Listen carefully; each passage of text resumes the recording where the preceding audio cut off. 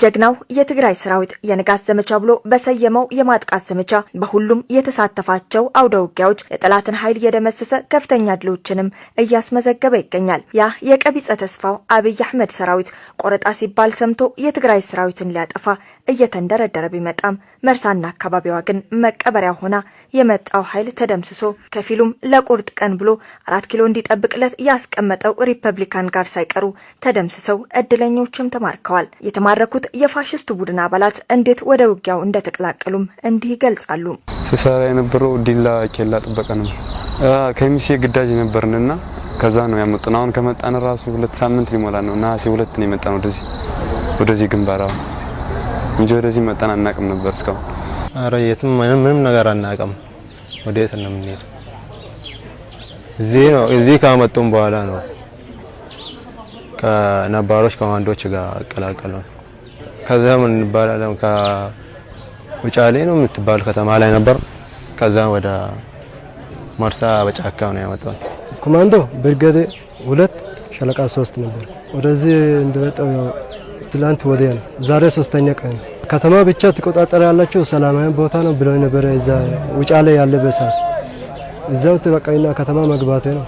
በአውደ ውጊያዎች እየተማረኩ ያሉት የፋሽስቱ ቡድን ሰራዊት አባላት ለምን እየተዋጉ እንዳሉና ህይወታቸውም ጭምር እየገበሩ እንዳሉ የማያውቁ ወታደሮችን ማየት እየተለመደ ሆኗል።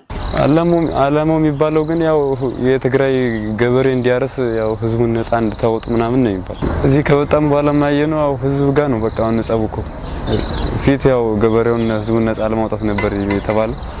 አሁን ደግሞ ህዝብ እንደገና ከህዝብ ጋር ነው እየተዋጋን ያለነው። አላማው ለምን እንደሚዋጋ አላውቅም። በፊት ያው የውጭ እንትን ብቻ ነው የምንጠብቀው እንጂ ውስጥ ለውጥ ተባለን አልነበረም። እኔ ያልዋጋም ብለ ወደ ኋላ ካልክም እንደምትመታ እርግጠኛ ነኝ። ጦሩ አያውቅም፣ ራሱ ብቻ ነው የሚያውቀው። አላማው ምንም የሚያውቀው ነገር የለም ማለት ነው። ተዋጋ ብቻ ሲባል ነው የሚያውቀው እንጂ ጦሩ ዛሬ ወንበር ላይ የተሽከረከረ የሚያደርገው ምንም አይታወቅም ማለት ነው። መርሳ እንደገባን ተኩስ ጀመሩ። መሳሪያ ሰጥቶን ነበር። ከማን ጋር እንደምንጣላ ራሱ አናውቅም ነበር። መርሳ ከተማን ባንጂ ወዴት እንደምንሄድ ራሱ አናውቅም ነበር። ከዛ አስገድዶን ነው የሚያመጣን እዚህ ያስለበሱን። ኧረ ምንም አላማውን ምንም ነገር አላውቅም። አስገድዶን ነው ያመጣን።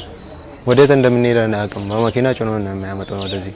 ፋሽስቱ አብይ አህመድ የሽንፈቱን ጽዋ እየተጎናጨ ሲመጣ በተስፋ መቁረጥ አስገድዶ እንዲዋጉ እየላካቸው እንዳለ የሚገልጹት ምርኮኞቹ ከፊሎቹም ከሰራዊቱ ለማምለጥ ሞክረው እንደተያዙም ያወሳሉ። አብዛኛውን ወዶ የሚዋጋ የለም፣ ፈልጎት የሚዋጋ የለም።